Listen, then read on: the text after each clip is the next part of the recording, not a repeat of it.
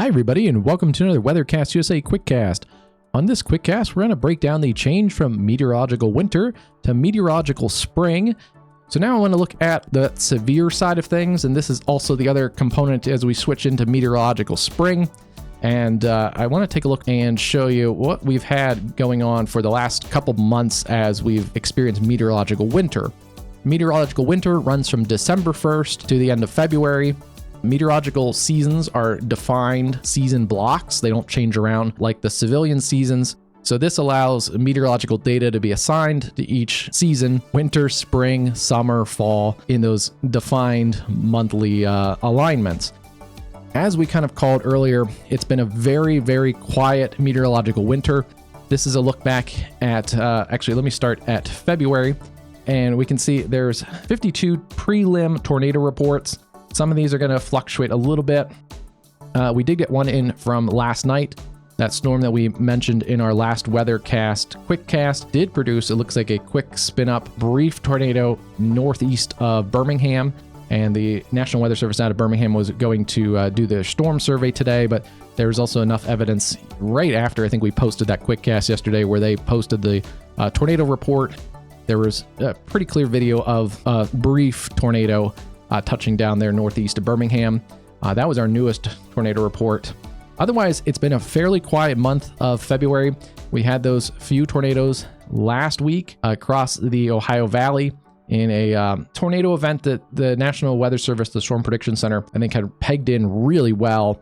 They had the small area of tornadic activity in their hazard, and pretty much all the tornadoes fell in that highest risk area, and including the one significant tornado across the Bloomington metro.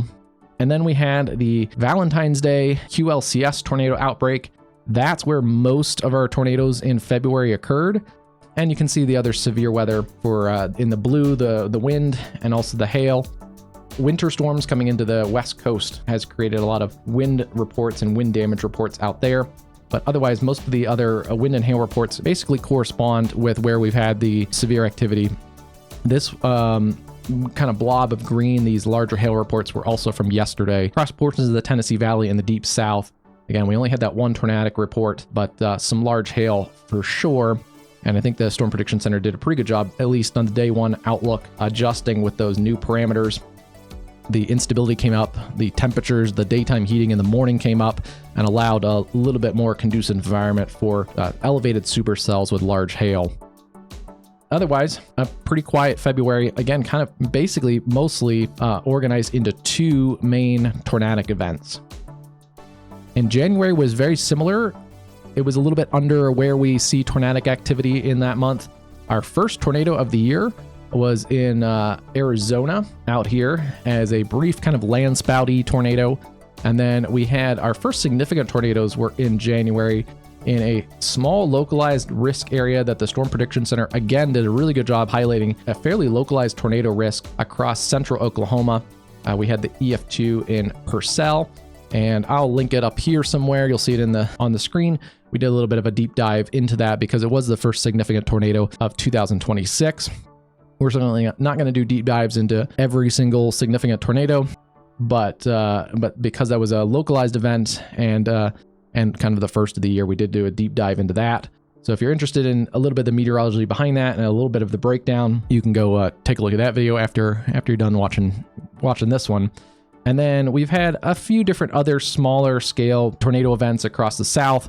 One was another kind of localized not even outbreak, but a localized area of tornadic activity in extreme northern Florida panhandle and into southeast Alabama. That was another one I think the Storm Prediction Center did a good job highlighting. And then a few other tornadic events through the South, where typically in the wintertime we see most of our tornado activities. This one in January was a little bit rare up here into central Oklahoma. Not unheard of, not crazy, but a little bit out of the normal. Normally we see those down here across the Gulf Coast, the lower Mississippi Valley, and into the southeast. Going back to December, this is a look here at the tornado reports in December. Actually, one or two, I think, in California. There's at least one. There may be a couple others underneath that little cluster of wind reports, but a couple weak tornadoes were possible in California. Again, at least one. and then really had just a couple days of tornado activity in the month of December. And those were actually localized further to the north than normal. Again, it's usually like January where we see those across the south. But in this last December, as meteorological winter was occurring, we saw the most tornado activity was actually in the Ohio Valley and into the southern Great Lakes there into parts of central Illinois. And those are mostly QLCS low top supercells that produced tornadoes on a couple of those days. So a very interesting kind of look at meteorological winter this year. A little bit of a comparison. This was 2025 December. This was the December prior, 2024. And you can see much more average of a tornado expectation that we would see for December across the Gulf Coast and the lower Mississippi Valley, a little bit into the southeast as well. But this is a little more typical. I can even go back even further. You can see December 2023, also kind of focused in the south with a little bit up into the Tennessee Valley, but still nothing up here into the Ohio Valley or the southern Great Lakes. And then same for the 2022, mostly across the deep south and even the southern high plains, the Red River Valley. And December 21, we'll kind of skip that one. And I want to finish and just recap a little bit from the tornado map for the year for 2025. This is not the meteorological year, but the actual annual year.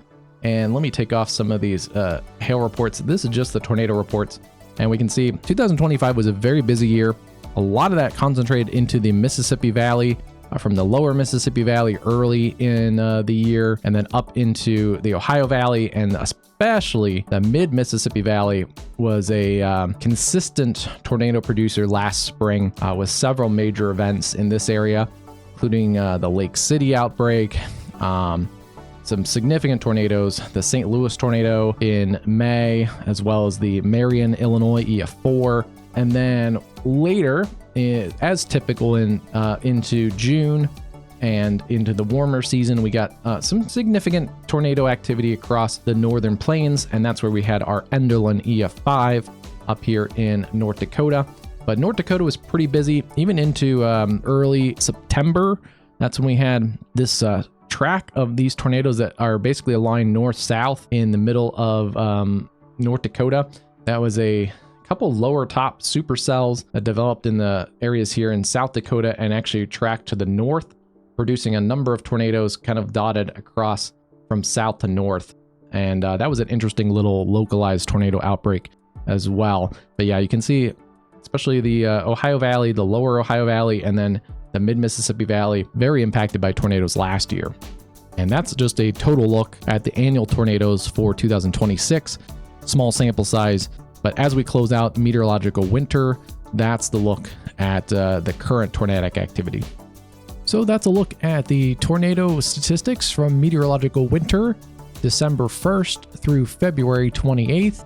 And we'll see if we get any more reports, but I think that's a pretty comprehensive one. Every now and then a late report comes in. Actually, a new report came in on Friday, February 27th from the National Weather Service Indianapolis. They confirmed an EFU, an unknown strength tornado near Greensburg, Indiana from that event last week. Every now and then you do get a late report, but with not that many tornadoes during meteorological winter, I don't think we're going to get too many more late reports. So now it's time to turn our attention to meteorological spring. Take a look at our recent WeatherCast forecast, our quick cast from the other day, detailing a little bit of a kind of a mid-range forecast at next 7 to 10 days, really to start in March. It does look like an active pattern is set to take hold for the beginning of March.